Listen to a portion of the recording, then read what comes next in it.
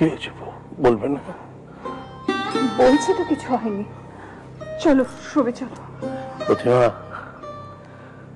আমরা দুজনে 34 বছর একসঙ্গে রয়েছি।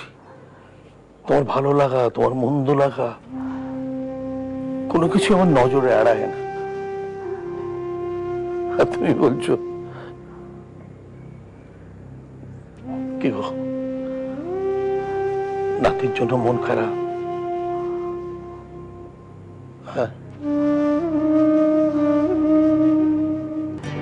এই চিত্রা, চলো একটু বাইরে থেকে চা খেয়ে আসি। আমার এখন চা খেতে ভালো লাগছে না গো।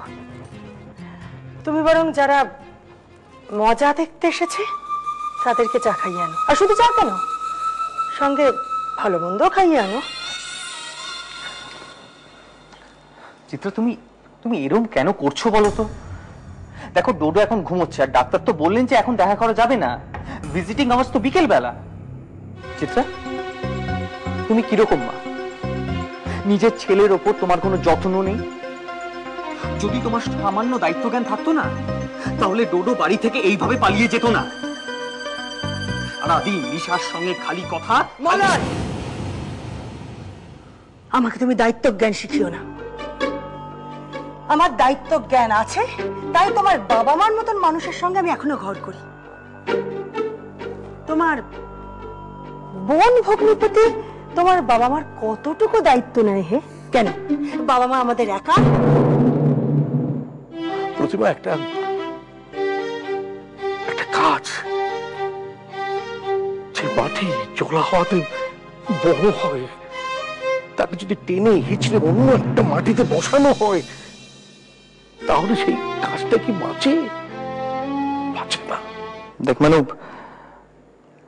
ডোডো এখন একটু ভালো আছে, তোরা বরঞ্চ বাড়ি চলে যা। আর মানব, দেখো, চিত্রার এই ব্যবহারের জন্য আমি তোমাদের কাছে ক্ষমা চাইছি। প্লিজ প্লিজ মলয়দা, প্লিজ। মানসী, চলো আসি। তুমি কেন বুঝতে পারছো না যে আমি যখন আমি ডোডোর সামনে গিয়ে দাঁড়ালে পর নিজেকে ঠিক রাখতে পারবো না, তারপরে যখন বেরিয়ে আসতে যাবো তখন দেখবো যে আমার মনটা ভেঙে বসে আছে। আর এই মন খারাপটা দেখেই বৌমা হয়তো উল্টো পাল্টা কিছু একটা বলে বসবে। এই বয়সের অপমানিত হতে ভালো লাগে না প্রতিমা, ভালো লাগে না। ঠিক আছে, কাল আমি নিজেই চলে যাব। তুমি আমাকে বাধা দেবে না তো? আমি বাধা দেবো? তোমাকে বাধা দেওয়ার মতো মনের জোর কোথায় প্রতিমা? রবি ঠাকুরের একটা কথা আছে না, শেখালো মালা বাঁধে বটে কিন্তু ভোলায় না, আর শেখালোয়ালি বাঁধেও বটে আবার ভোলায়ও।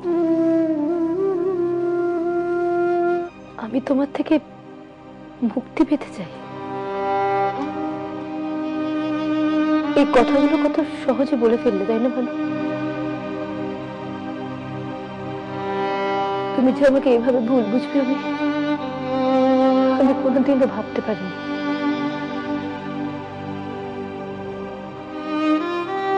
ভুল কি ঠিক? নিজের মনকে প্রশ্ন করো। আমি তো সত্যিটা জানি।